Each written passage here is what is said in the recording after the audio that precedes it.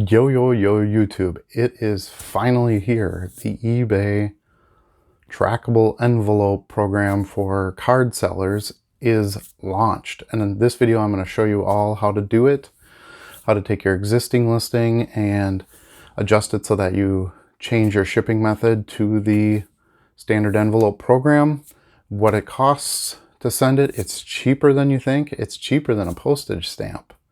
So stay tuned and check this out.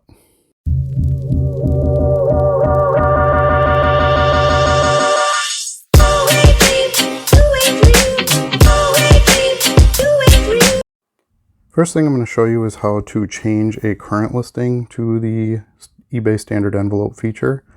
So you're going to go want to find a listing that you need to edit and click Revise Listing.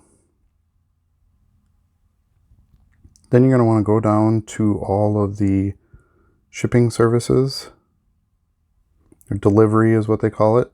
Click on that. And then change the shipping service from what you probably have as first class.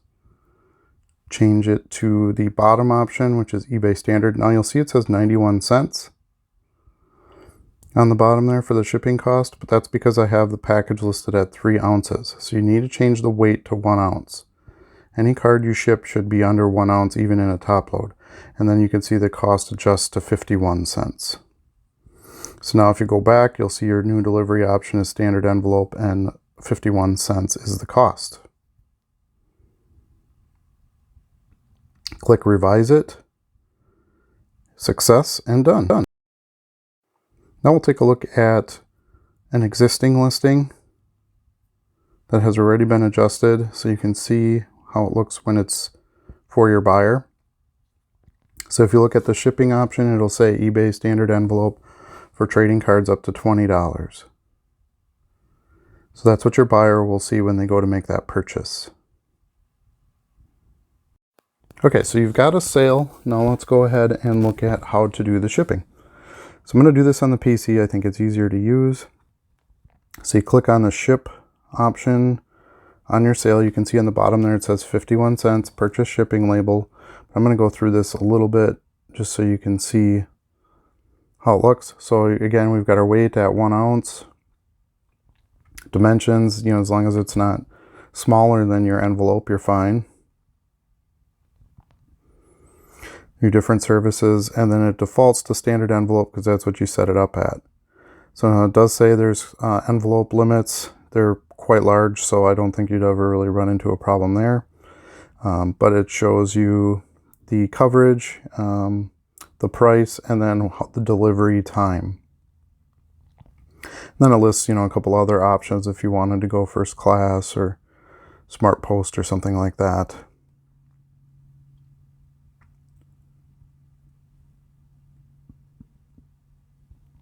Then you can choose your format, either a printable label or the QR code. In the case of the standard envelope, the QR code's not an option. You have to print the label.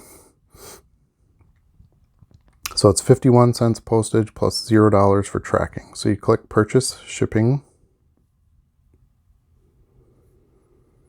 And got your purchase okay, so you click the Print Label.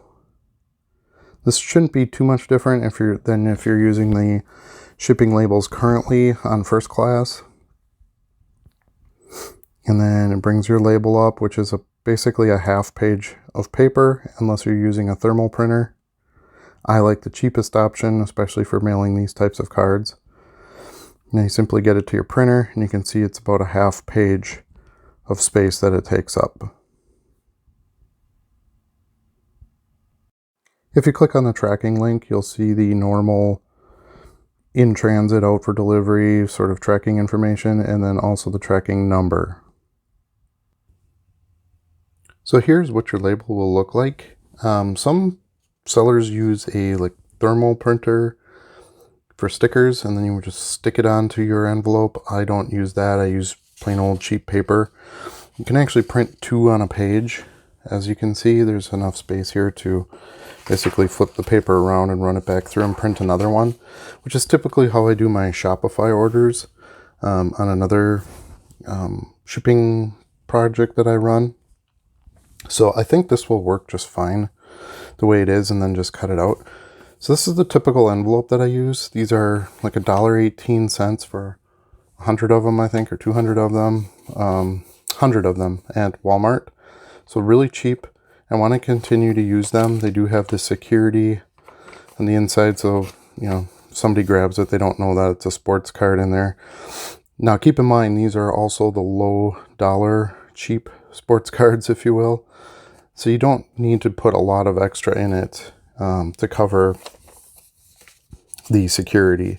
So if you lay the envelope over the top of the label, you can see that it'll fit on there just fine. You might want to cut some of it off on the bottom there just to keep from having to fold it over the envelope, because it is a tad, the full printing is a tad bigger than the envelope. But there's tons of space at the bottom of this printing that you really don't need. So I'm going to go ahead and cut it out, and then I will show you what that looks like.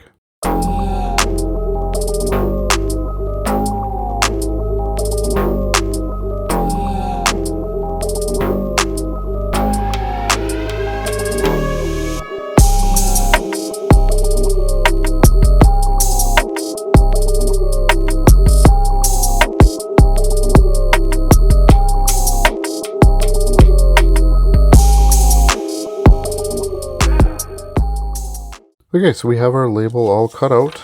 It fits on the envelope perfect. As you saw, I just cut a little bit off the bottom just to make sure that it would fit on the envelope just fine. And then I plan to just use good old packing tape to tape that label on. I'll probably do at least 2 strips, you know, one down here and then one up here across to make sure that the label stays on really nice. And then you want to make sure you don't cover up the QRC label too much so that it can be scanned. Now, I heard people were taking these to the post office and the post office wasn't able to scan the tracking label. So I'm not sure if they have like different readers for the carriers or what, but we'll have to kind of see how it goes. This is the very, very first day of this eBay tracking trading card standard envelope process. So more to that in the future. I will do a couple videos on how it's going later on, and but hopefully you guys can start using this and take advantage of A, the discount and postage, and B, more importantly, the tracking number. So thanks again for watching. We'll see you again soon.